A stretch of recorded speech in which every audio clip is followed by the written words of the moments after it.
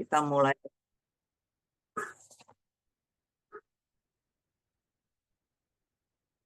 Kita mulai aja ya. Yuk kita berdoa dulu. Tuhan Bapa Sorgawi. Tuhan, kami bersyukur karena Engkau hadir bersama-sama dengan kami saat ini. Tolong kami Tuhan untuk memahami firman Tuhan yang tidak mudah bagi kami.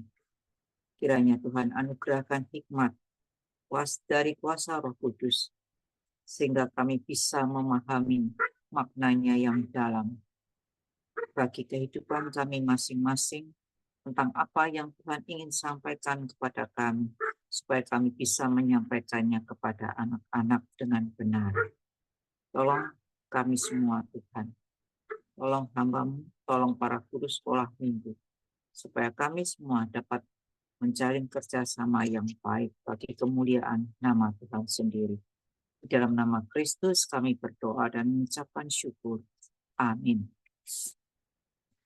Keluaran 12 ayat 1 sampai 28.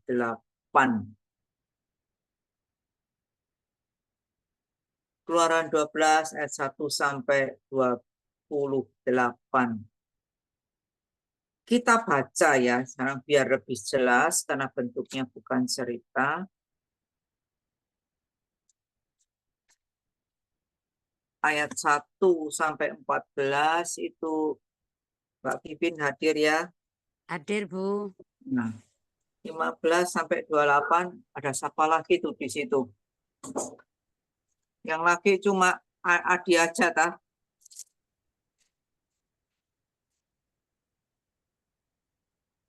Cynthia, Bu, mungkin Bu. Apa? Cynthia. Nah, Ya. boleh 15 sampai 28. Tolong Cynthia ya. Mari silakan pimpin dulu. Siap. Tentang perayaan Paskah. Berfirmanlah Tuhan kepada Musa dan Harun di tanah Mesir. Bulan inilah akan menjadi permulaan segala bulan bagimu. Itu akan menjadi bulan pertama bagimu tiap-tiap tahun. Katakanlah kepada segenap jemaah Israel, pada tanggal 10 bulan ini diambillah oleh masing-masing seekor anak domba. Menurut kaum keluarga, seekor anak domba untuk tiap-tiap rumah tangga. Tetapi jika rumah tangga itu terlalu kecil jumlahnya untuk mengambil seekor anak domba, maka ia bersama-sama dengan tetangganya yang terdekat ke rumahnya haruslah mengambil seekor menurut jumlah jiwa. Yang anak domba itu, kamu buatlah perkiraan menurut keperluan tiap-tiap orang. Anak dombamu itu harus jantan, tidak bercela, berumur setahun. Kamu boleh ambil domba atau kambing. Kamu harus mengurusnya sampai hari yang 11 bulan. Mengurung. Oh ya, kamu harus mengurungnya sampai hari yang ke-14 bulan ini. Lalu seluruh jemaah Israel yang berkumpul harus menyembelihnya pada waktu senja. Kemudian dari darahnya haruslah diambil sedikit dan dibubuhkan pada tiang pintu dan pada ambang atas pada rumah-rumah di mana orang memakannya. Dagingnya harus dimakan mereka pada malam itu juga. Yang mereka harus makan dengan roti yang tidak beserta sayur pahit. Jangan kamu memakannya mentah atau direbus dalam air. Hanya dipanggang di api, lengkap dengan kepalanya dan betisnya dan isi perutnya. Janganlah kamu tinggalkan apa-apa dari daging itu sampai pagi. Apa yang tinggal sampai pagi, kamu bakarlah habis dengan api. Dan beginilah kamu memakannya. Pinggangmu berikat kasut pada kakimu dan tongkat di tanganmu. Buru-burulah kamu memakan, itulah Paskah bagi Tuhan. Sebab pada malam itu aku akan menjelajahi tanah Mesir dan semua anak sulung dari anak manusia sampai anak binatang akan kubunuh, dan kepada semua Allah di Mesir akan kujatuhkan hukuman. Akulah Tuhan. Dan darah itu menjadi tanda bagimu pada rumah-rumah di mana kamu tinggal. Apabila aku melihat darah itu, maka aku akan lewat daripada kamu. Jadi tidak akan ada tulah kemusnahan di tengah-tengah kamu. Apabila aku menghukum tanah Israel, hari ini akan di hari peringatan bagimu. Kamu harus merayakan sebagai hari raya bagi Tuhan turun-temurun. Kamu harus merayakannya sebagai ketetapan untuk selamanya. Iya, Cynthia. Kamu makanlah roti yang tidak beragi. 7 hari lamanya, pada hari pertama pun kamu buanglah segala ragi dari rumahmu. Sebab setiap orang yang makan sesuatu yang beragi, dari hari pertama sampai hari ke-7, orang itu harus dilenyapkan dari antara Israel. Kamu adakanlah pertemuan yang kudus, baik pada hari yang pertama maupun pada hari yang ke-7. Pada hari-hari itu, tidak boleh dilakukan pekerjaan apapun. Hanya apa yang perlu dimakan setiap orang, itu sajalah yang boleh kamu sediakan. Jadi kamu harus tetap merayakan hari raya makan roti yang tidak beragi, sebab tepat pada hari ini juga aku membawa pasukan-pasukanmu keluar dari tanah Mesir. Maka haruslah kamu rayakan hari ini turun-temurun, itulah suatu ketetapan untuk selamanya. Dalam bulan pertama, pada hari yang ke-14 bulan itu, pada waktu petang, kamu makanlah roti yang tidak beragi sampai kepada hari yang ke-21 bulan itu. Pada waktu petang, 7 hari lamanya, tidak boleh ada ragi dalam rumahmu. Sebab setiap orang yang makan sesuatu yang beragi, orang itu harus dilenyapkan dari antara jemaah Israel, baik ia orang asing, baik ia orang asli. Sesuatu apapun yang beragi tidak boleh kamu makan. Kamu makanlah roti yang tidak beragi di segala tempat kediamanmu. Lalu Musa memanggil semua tua-tua Israel serta berkata kepada mereka, "Pergilah, ambillah kambing domba untuk kaummu dan sembelihlah anak domba Paskah. Kemudian kamu harus mengambil seikat hisap dan mencelupkannya dalam darah yang ada dalam sebuah pasu, dan darah itu kamu harus sapukan pada ambang atas dan pada kedua tiang pintu. Seorang pun dari kamu tidak boleh keluar pintu rumahnya sampai pagi.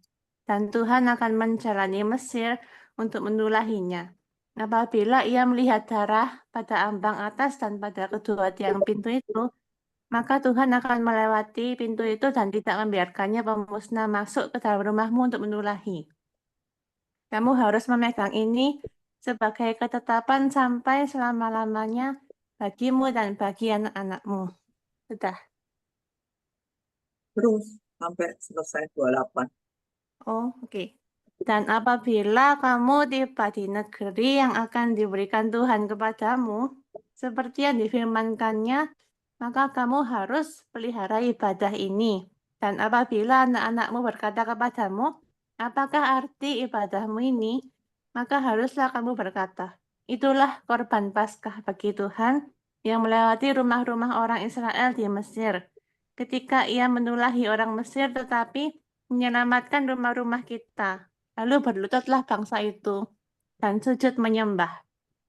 Pergilah orang Israel, lalu berbuat demikian, seperti yang diperintahkan Tuhan kepada Musa dan Harun.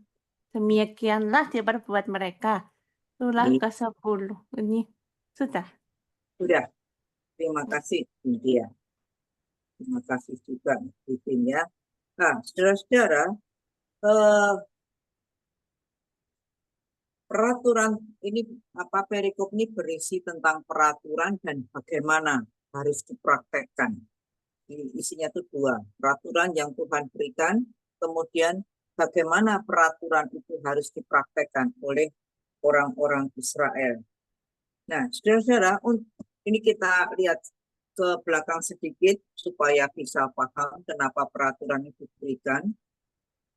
Firaun itu yang kejam tidak mau melepaskan Israel ya dari perbudakan yang berat itu. supaya Firaun bisa melepaskan mereka, Tuhan harus memberikan 10 tulah atau 10 hukuman kepada orang-orang Mesir. Tulah 1 sampai 9. Itu Firaun masih tidak mau melepaskan orang Israel. Sehingga tulah ke-10, kematian anak-anak sulung dari tiap keluarga, baik Mesir maupun Israel. Juga binatang-binatangnya itu harus diberlakukan. Tapi nanti untuk Israel ada penangkalnya ya. Nah, pada malam terakhir, sebelum Tuhan membunuh semua anak sulung di Mesir, baik manusia maupun binatang, Tuhan Allah memberikan peraturan Paskah untuk dilaksanakan pada malam itu juga. Paskah atau Pasah berasal dari Pasah. Bahasa Ibrani artinya dilewati, dilalui. Karena malaikat yang membunuh semua anak sulung di Mesir ternyata melewati rumah-rumah dan keluarga-keluarga Israel. Jadi tidak ada anak sulung maupun anak binatang sulung dari orang Israel yang dibunuh. Nah, untuk itu nanti memang ada syaratnya. Nah, perayaan Paskah ini harus dirayakan turun-temurun. Pada bulan apa tadi dituliskan di sini? Bulan itu yang dipilih, ditentukan oleh Tuhan, itu akan menjadi bulan pertama. Itu adalah bulan Abib, ABIB, atau bulan Nisan.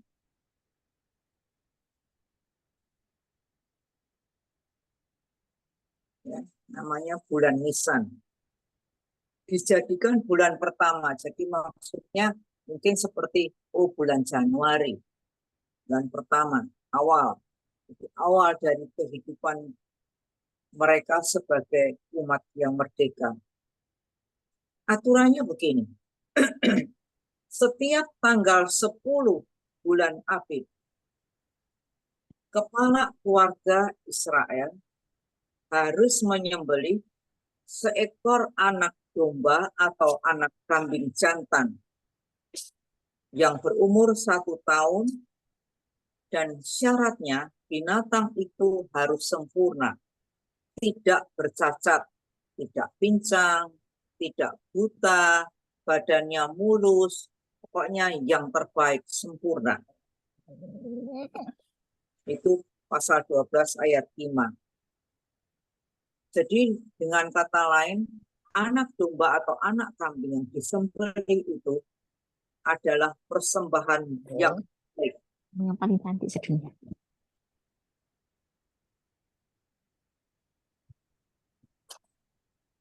Jadi masing-masing keluarga atau masing-masing rumah tangga itu harus menyembelih 1 ekor domba atau anak kambing. Tapi kalau keluarga itu terlalu kecil, misalnya cuma sepasang suami istri dengan 1 anak, nah kecil kan, untuk itu mereka harus patungan dengan tetangga terdekat. Kenapa kok harus patungan? Karena anak domba yang disembelih tadi harus setelah dibakar ya, dipanggang, itu harus dihabiskan malam itu juga. Jadi tidak boleh tersisa. Kalau sampai ada sisanya, itu harus dibakar habis. Nah ini kalau kita baca memang serem ya, sak kepalanya, sak kakinya.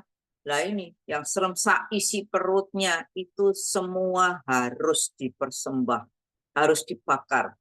Jadi itu merupakan lambang jadi persembahan yang utuh kepada Allah. Persembahan terbaik yang utuh kepada Allah. Saya tidak tahu bagaimana kalau itu harus dimakan habis. Ya amit-amit aja ya kita bayangkan, waduh, makan jeroan ini. Tapi seandainya tidak dimakan pun harus dibakar habis. Nah, itu disembelih tanggal 10,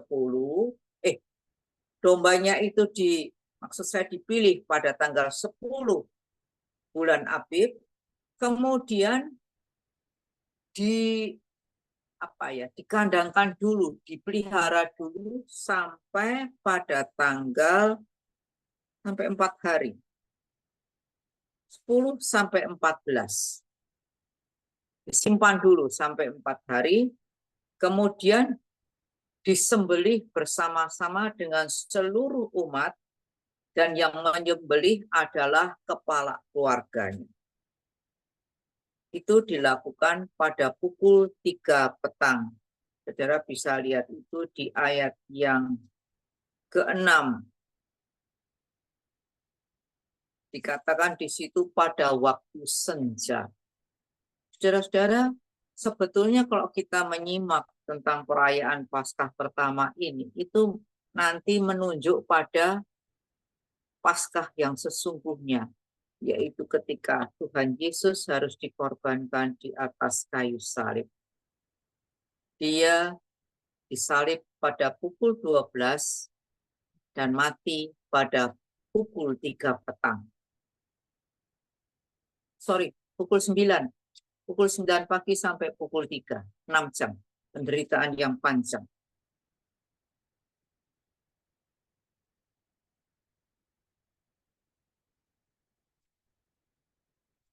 Nah,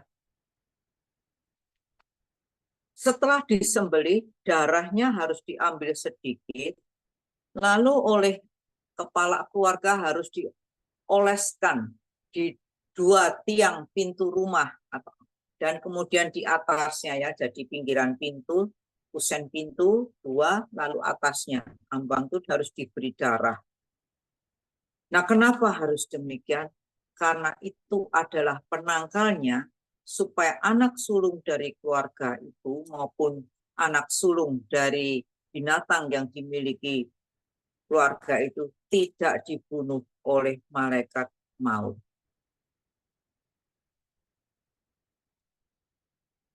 Ada syarat yang lain, tulang dari anak domba tersebut tidak boleh dipatahkan.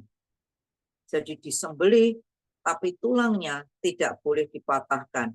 Ini mengingatkan kita pada kematian Tuhan Yesus juga, kan? Ketika Yesus mati, dikatakan tidak ada tulangnya yang dipatahkan. Sedangkan 2 penjahat yang di kanan kirinya karena tidak mati-mati, itu tulang kakinya dipatahkan supaya cepat mati. Sadis, ya, sadis sekali. Nah, Yesus berlaku seperti yang Tuhan Allah tetapkan, tidak ada tulangnya yang dipatahkan.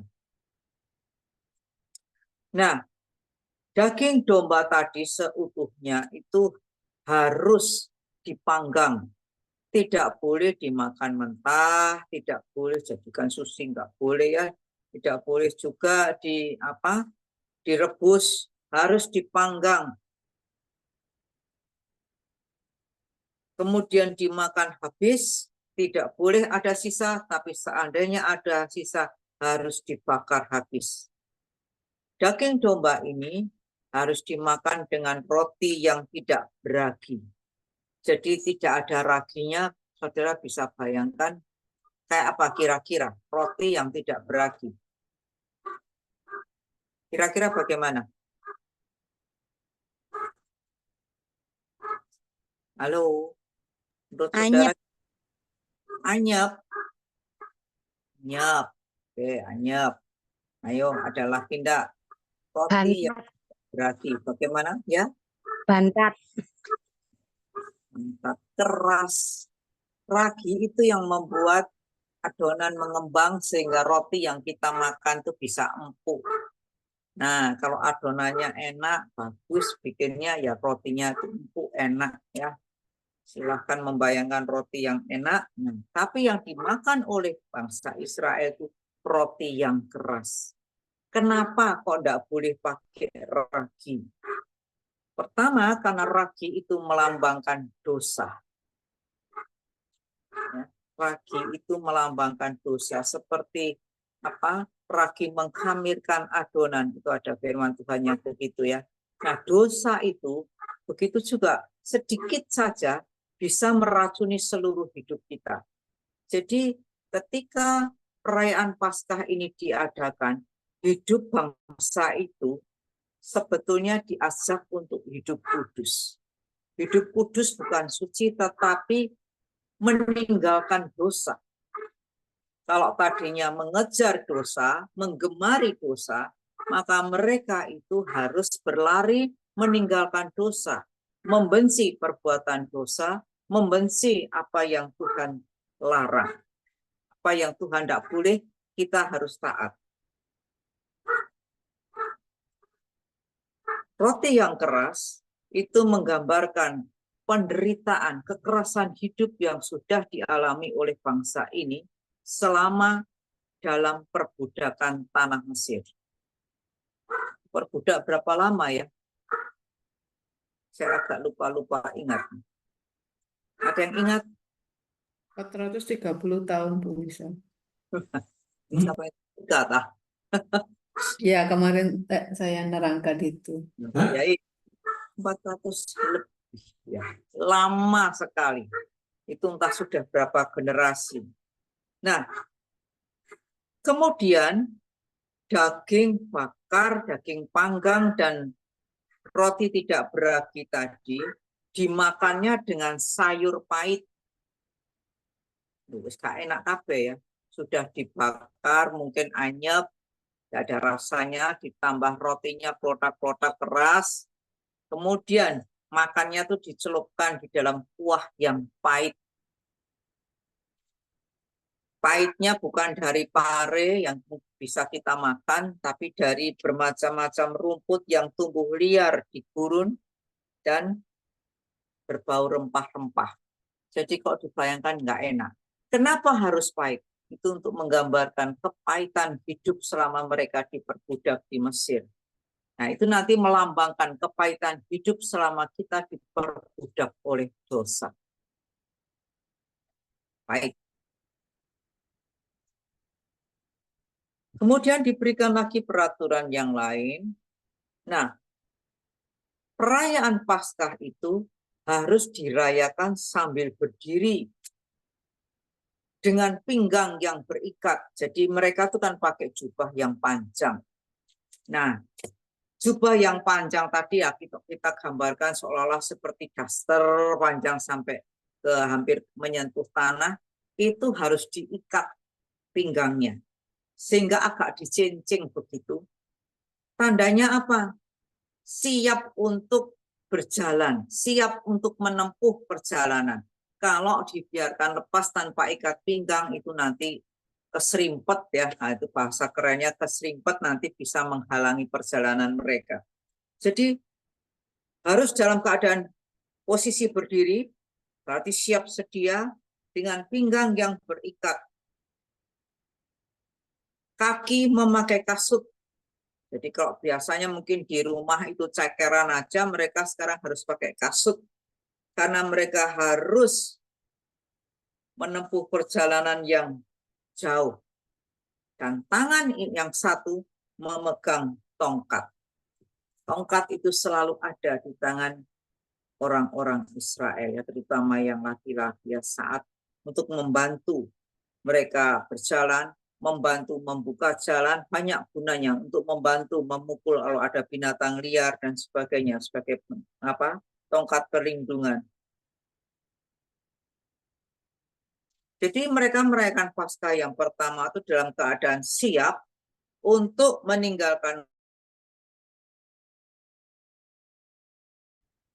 Saudara-saudara, saya bayangkan ya, mereka merayakan Paskah yang pertama ini ya mungkin dengan bertanya-tanya, mungkin dengan ada yang mungkin dengan bimbang, lah kok disuruh siap-siap, memangnya boleh tah malam ini pergi, bisakah pergi? Pertanyaan itu mungkin muncul, tapi itu yang Tuhan tetapkan dan mereka harus belajar mengimaninya. aturan yang berikutnya, selama seminggu tidak boleh ada ragi di dalam rumah Israel. Selama seminggu dari berapa? Dari tanggal 14 tadi. Tadi tanggal 10 sampai 14 dombanya atau kambingnya, anak kambingnya disimpan ya, dipelihara. Kemudian tanggal 14 disembelih. Nah, 14 sampai 21 Abib tidak boleh ada ragi. Tetap makan dengan keras tadi. Jadi kalau tanggal 14 itu mereka keluar dari Mesir, selama seminggu di perjalanan itu mereka makan roti yang keras.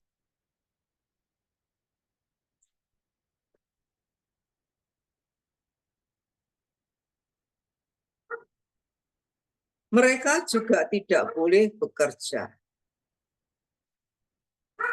Tidak boleh.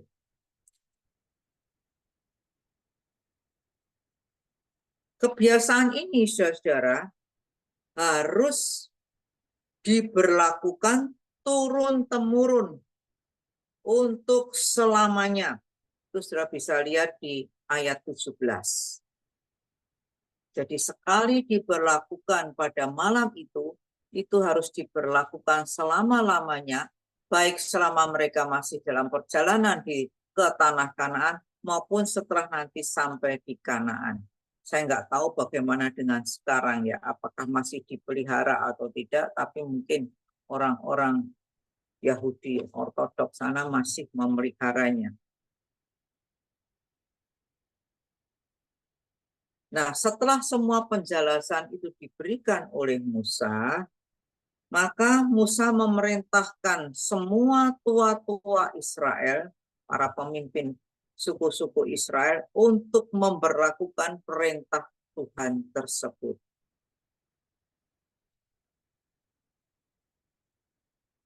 Jadi tadi kalau saya sudah katakan, perintah itu harus diberlakukan untuk selama-lamanya itu sebagai sebuah ibadah.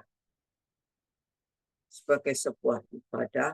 Nanti dalam perayaan itu, anak-anak ini disuruh untuk tanya, atau mungkin mereka memang mau tanya dengan kemauan sendiri, untuk apa sih sebenarnya perayaan ini? Kok enggak enak ya? Rotinya keras, daging bakarnya ya seperti itu, kuahnya pahit lagi. Nah, para bapak Israel harus bisa menjelaskan kepada anak-anak mereka tentang makna dari ritual tersebut. Ini merupakan korban Paskah. Nah, ketika hal itu diberlakukan, diperintahkan oleh Musa kepada para tua-tua Israel sebagai tanda kesanggupan, mereka semua lalu sujud menyembah sebagai simbol bahwa mereka itu bersedia untuk taat. Dan mereka dengan penuh komitmen melakukan apa yang diperintahkan Tuhan kepada Musa dan Harun. Nah, ceritanya itu sampai di situ. Juga saudara untuk menjelaskannya kepada anak-anak, saya ini panjang karena diulang-ulang aja, tapi sebetulnya ya tidak panjang. Nah, maknanya di sini itu sebetulnya apa sih? Mana di sini sebetulnya hendak menunjukkan kelepasan Israel dari tanah Mesir itu hendak memberikan tanda atau lambang kepada kita semua di masa kini tentang kelepasan dari perbudakan dosa. Kok bisa sampai 400 tahun lebih kok betah? Ya, bukankah kita juga seperti itu? Diperbudak oleh dosa. Berapa lama? Tapi kok betah? Kadang-kadang sesuatu yang lama ditanggung tidak terasa sakitnya. tidak terasa sebagai beban, kita bahkan menikmatinya. Tetapi ketika kita menerima Kristus sebagai juru selamat, kita dibuat melek. Duh, ternyata apa yang selama ini kita nikmati itu merupakan sebuah penderitaan yang berat. Bangsa Israel di tanah perbudakan itu karena sudah kulino ya, sudah terbiasa diperbudak. Mereka merasa ya berat, tapi ya sudah dijalani aja, sudah terbiasa. Sesuatu yang sudah terbiasa tidak terasa begitu berat. Tetapi bagi mereka yang melihat dari luar, oh bukan main ya, kok sampai seperti itu kok mau. Ya begitu juga dengan kita. Kita tidak kosong diperbudak oleh macam-macam dosa. Mungkin apa ya, ada yang diperbudak oleh dosa macam-macam. Ada dosa seks, ada dosa pornografi, ada dosa melakukan kekerasan, ada dosa kekhawatiran, ketakutan, macam-macam sudah macam-macam. Tapi bagi yang melakoni itu seolah ya sudah terbiasa sih tiap hari seperti ini. Nah, mata kita dibukakan ketika kita menerima Kristus sebagai juru selamat. Karena itu, dia sebagai domba Paskah yang satu-satunya yang layak untuk dikorbankan. Korban yang sempurna, darah dan dagingnya dikorbankan untuk kita semua. Harus ada darah dan daging kan dalam diri domba tadi. Itu juga yang Kristus alami. Tubuhnya harus disalib, darahnya harus tercurah. Tetapi bagi setiap kita yang menerima olesan darah Kristus dalam hidup kita, malaikat maut tidak berkuasa lagi. Bahkan bagi kita, kematian secara jasmani itu merupakan awal dari kehidupan abadi bersama Tuhan. Seperti itu maknanya. Indah sekali ya saudara-saudara.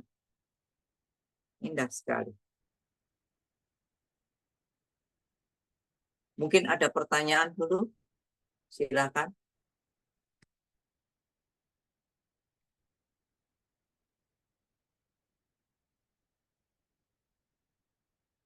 Sulit atau tidak untuk diceritakan? Enggak ya? Jadi fokusnya bukan diceritain soal 10 tulahnya kan ya, tapi lebih ke soal masang. Iya, jadi kita enggak ngomongkan tentang 10 tulah. Kan bahannya memang bukan tentang itu. Tetapi pada persiapan untuk lepas dari perbudakan Mesir. Apa yang harus mereka lakukan. Jadi kalau kita kenakan untuk kita, persiapan untuk lepas dari perbudakan dosa, apa yang Allah lakukan? Dia korbankan putra tunggalnya sebagai anak domba Paskah yang sejati. Itu juga yang dilakukan oleh orang Mesir. Kita sebagai umat yang ditebus oleh Kristus harus bisa merasakan kerasnya penderitaannya, pahitnya penderitaannya. Dan kita mensyukuri itu karena dia menggantikannya untuk kita. Kita tidak akan bisa menebus diri kita sendiri. Kristus satu-satunya yang bisa. Harusnya kita bersyukur banget ya. Jadi kalau kita ada di dalam sebuah perbudakan ketakutan lah ya. Sekarang ini zamannya penyakit menular di mana-mana. Sekarang ini cari kerja susah, kehidupan perekonomian berat. Banyak kita merasa berat, kita merasa takut, frustrasi dan sebagainya.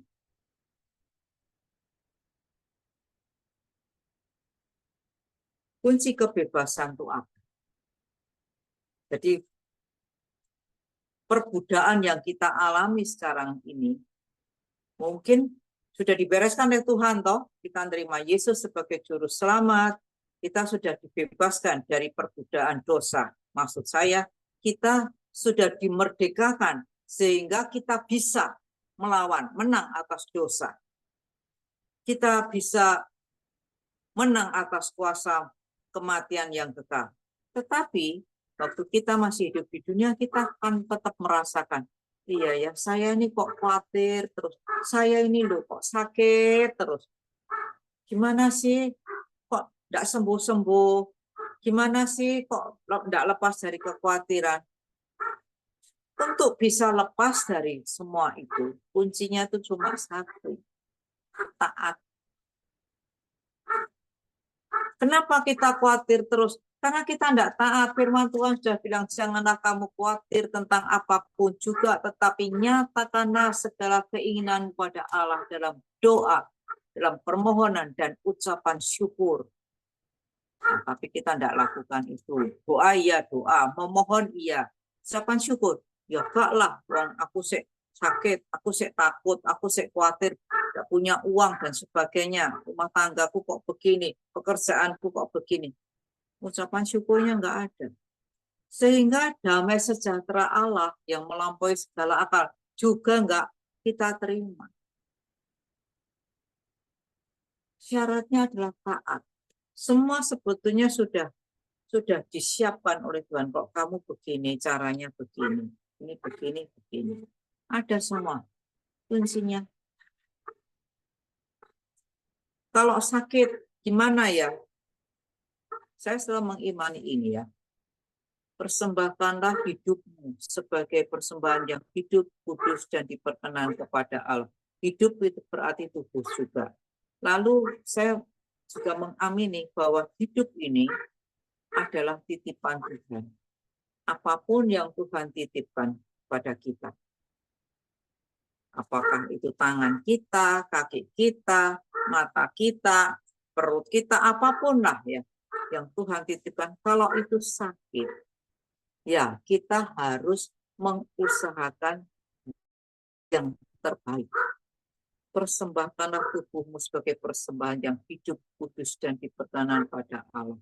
Usahakan titipan Allah, jaga. Itu. Nah, kalau kita taat, ya, kalau sakit ya berobat, ya tetap minum obat, ya diusahakan. Kalau saya harus jalani fisioterapi, ya saya jalani. Usahakan sebisa mungkin. Lalu serahkan. Yang tidak bisa kita lakukan, kita serahkan pada Tuhan. Tuhan, aku sudah lakukan bagianku sebaik aku bisa. Tolonglah. Tuhan sempurnakan. Allah turut bekerja dalam segala sesuatu untuk mendatangkan kebaikan. Ya, dia hanya ingin memberikan yang baik, ingin melepaskan kita. Tapi kita harus melakukan bagian kita. Itu kalau saya memahami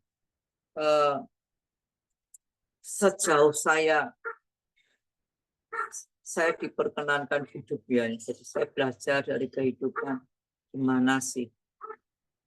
Iya. Itu yang harus kita lakukan. Minta hikmat dari Tuhan. Nah, mari saudara silakan kalau ada pertanyaan atau saya masuk ayat hafalan dulu. Gimana? Mau bertanya dulu? Siapa yang mau tanya?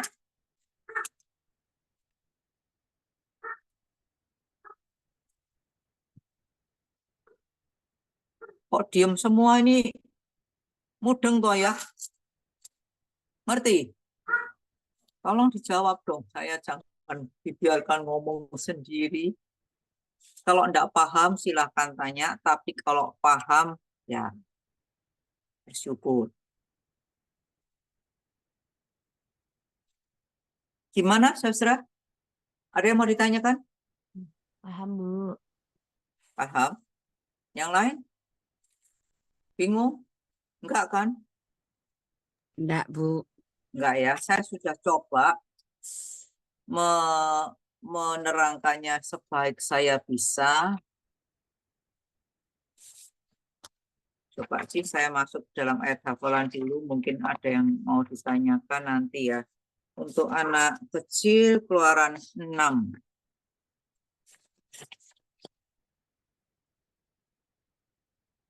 Keluaran 6 ayat 5a.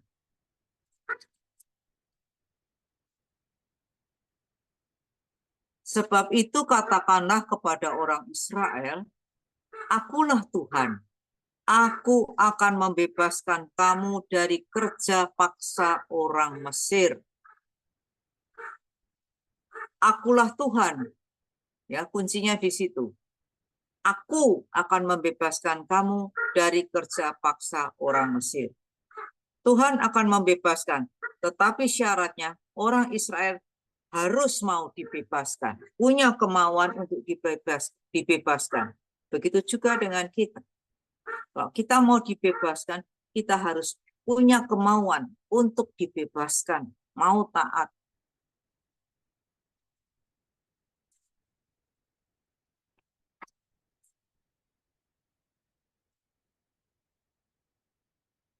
Orang kalau biasa diperbudak, itu lama-lama nggak terasa beratnya. Sama seperti saudara tidak biasa makan asin misalnya. Dipaksa makan asin oleh dokter. Harus makan tambah garam, karena ini kekurangan natrium. Mula-mula pasti tidak enak, lidahnya berontak. Tetapi sekali dicoba, ditambahkan, lama-lama kan nggak terasa. Makan pedas juga gitu, nggak terbiasa makan pedas, kena pedas sedikit, wih, aduh.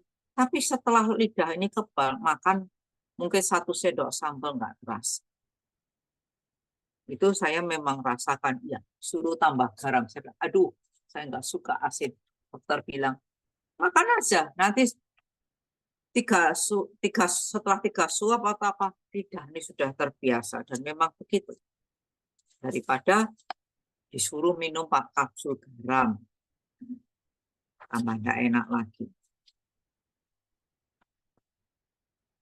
Lalu untuk anak besar dari Mazmur 130 ayat 7 sampai 8, berharaplah kepada Tuhan, hai Israel, sebab pada Tuhan ada kasih setia, dan Ia banyak kali mengadakan pembebasan.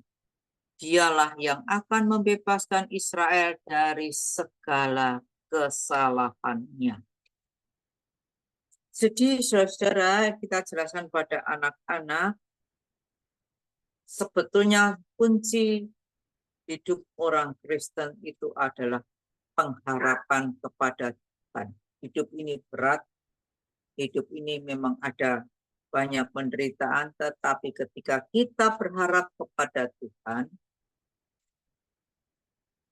pada waktunya, dengan caranya, yang seringkali unik, Dia akan memberikan pembebasan.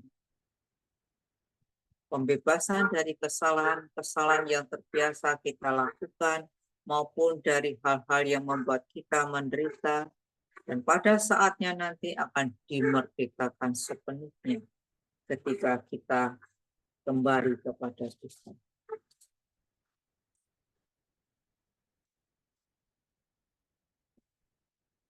Nah, sekarang ada yang bertanya enggak?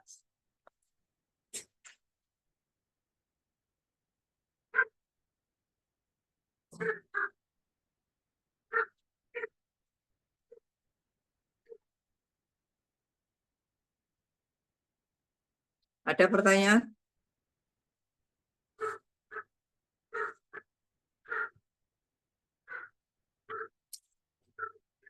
Silakan.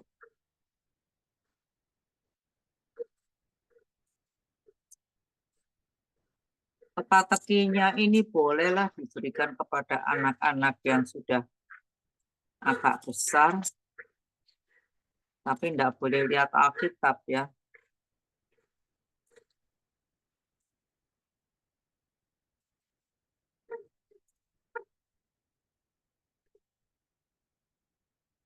Dialah yang akan membebaskan Israel dari segala kesalahannya. Mazmur 130 ayat 8 itu bisa dijadikan teka-teki. Atau mau saudara pilih sebagai ayat hafalan juga oke ya. Tapi nanti Israel, jadi bukan kita. Dialah yang akan membebaskan Israel dari segala kesalahannya.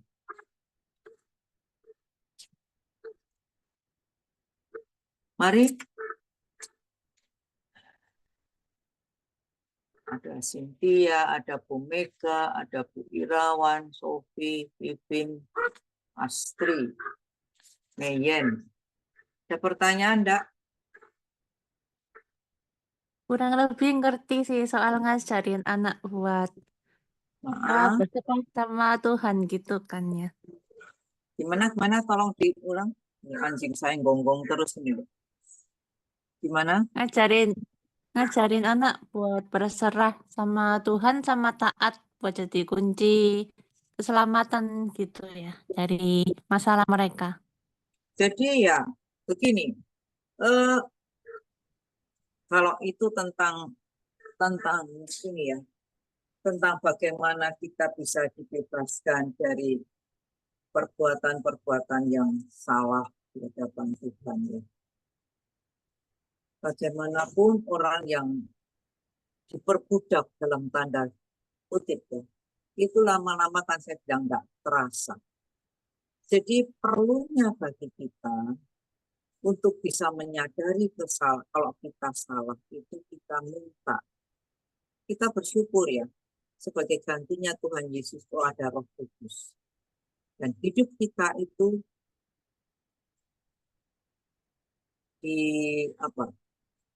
dikuasai oleh Roh Kudus. Nah, tapi ada tapinya. Begini maksud saya. Roh Kudus itu tidak memaksa. Makanya gambarnya itu seperti Yesus mengetuk pintu, tetapi tidak ada handle-nya. Dia mengetuk, minta dibukakan dari dalam. Dia minta supaya kita yang membukakan. Nah, maksudnya begini. Kita hanya bisa mengharapkan Roh Kudus itu berkuasa atas seluruh hidup kita kalau kita ibaratnya mau membuka kunci-kunci ruang di dalam hati kita, di dalam tubuh kita ini. Kita punya kunci-kunci. Ya. Ini ada ruang keluarga, ruang pekerjaan, ruang rekreasi, ruang hobi, macam-macam. Nah, kalau kita ingin supaya kita dipenuhi oleh kuasa Roh Kudus, bukan berarti saya harus harus puasa, harus berdoa terus-menerus, tidak. Yang pertama kali perlu kita lakukan adalah kesediaan untuk membuka semua ruang di dalam kehidupan kita. Ibaratnya tubuh kita, hidup kita ini ada kamar-kamarnya. Kita seringkali ya Tuhan, kalau ruang pelayanan tak buka lah untuk Tuhan. Ruang keluarga aku buka untuk Tuhan. Ruang kesehatan aku buka lebar-lebar, aku pengen sehat soalnya. Tapi ruang hobi, ruang hobi jangan ya Tuhan, jangan dikode-kode. Atau ruang kerja jangan Tuhan. Aku kalau kerja ya pakai caraku sendiri supaya dapat untung banyak. Nah, kalau seperti itu, ada ruang-ruang yang masih kita tutup untuk Roh Kudus. Roh Kudus tidak akan mendobrak. Dia hanya akan menunggu dengan sabar. Jadi ketika kita bersedia membuka setiap ruang dalam kehidupan kita, disitulah nanti Roh Kudus akan menguasai seluruh hidup kita. Memberikan kita hikmat, kesadaran, waduh kalau ini aku salah. Itu kalau kita dikuasai oleh Roh Kudus, itu dengan sendiri ketika kita melakukan kesalahan, ada sesuatu yang bersuara, seolah-olah bersuara menegur. Kamu salah loh. Iya ya, ini gak tepat. Seolah-olah naluri kita tuh berbicara. Tiru loh kamu seperti itu. Kamu mau ngomong gitu tuh enggak benar. Kamu lakukan itu enggak tepat loh.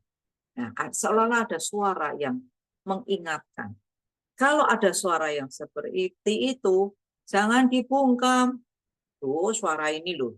cek reweli, ngerepoti aja. Aku seneng kok ini kok, jangan sudahlah, diem lah. Nah, kalau dibungkam seperti itu, ya nanti kalau bungkam sungguhan ya tidak ada yang akan membimbing hidup kita. Jadi suara atau feeling atau apa yang seringkali kita pandang sebagai ini kok feelingku kok begini ya. Coba waspada, jangan-jangan itu suara dari Roh Kudus yang pelan, tapi mengingatkan feelingku kok begini. Coba dengarkan feeling saudara, lalu sampaikan pada Tuhan. Tuhan benar tak ini? Benar tak ini peringatan dari Tuhan? Nah, kepekaan itu perlu diasah lewat kebersamaan dengan Tuhan, lewat doa, lewat firman Tuhan, lewat mendengar tentang firman Tuhan, ya macam-macam. Tapi peka, dekat dengan Tuhan, itu penting. Kita perlu belajar, saudara. Kita semua perlu belajar. Saya juga belum pintar untuk itu, tapi mari kita belajar di tengah-tengah kesibukan kita masing-masing.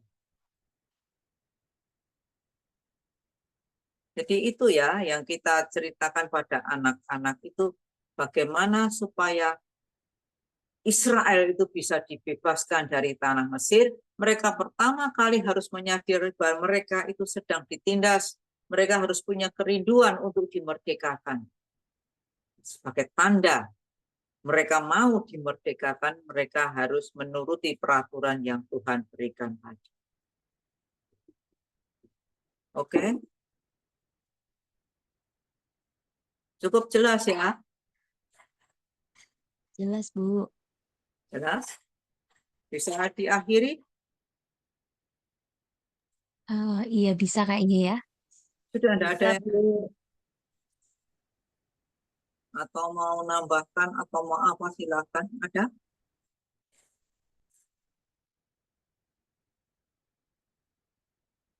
Satu, 2, 3, sampai 10, 4, 5, 6, 7, 8, 9.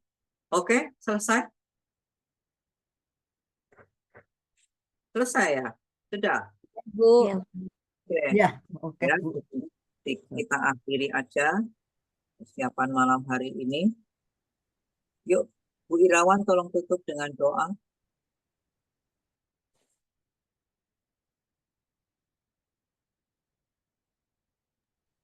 Segala puji dan syukur kami naikkan kepadamu Tuhan. Kami boleh belajar akan firman-Mu untuk dapat diceritakan pada anak-anak. Kami sungguh mohon Tuhan pimpinan Roh Kudus-Mu. Tuhan mau menerangi kami, memberikan hikmat-Mu, agar kami boleh mempersiapkan dengan baik, dan kami juga dapat menceritakan kepada anak-anak juga dengan baik. Tapi tanpa Tuhan kami tidak dapat berbuat apa-apa. Tuhan, biar Tuhan sendiri akan memimpin kami di dalam bercerita dan juga kehidupan kami, agar semakin hari kami boleh mengerti akan firman-Mu dan kami boleh mengenal Engkau lebih dekat dan kami semakin diperbarui sehingga kami boleh melayani benar-benar dengan kehidupan kami masing-masing. Kami mengucap syukur kepada Bu Lisa yang sudah memberikan pelajaran ini. Biar Tuhan juga tetap menyertai Bu Lisa, memberikan kesehatan, memberikan hikmat-Mu, dan memimpin Bu Lisa semakin hari semakin menjadi berkat buat kami semua, buat semua orang. Terima kasih Tuhan untuk persiapan malam hari ini.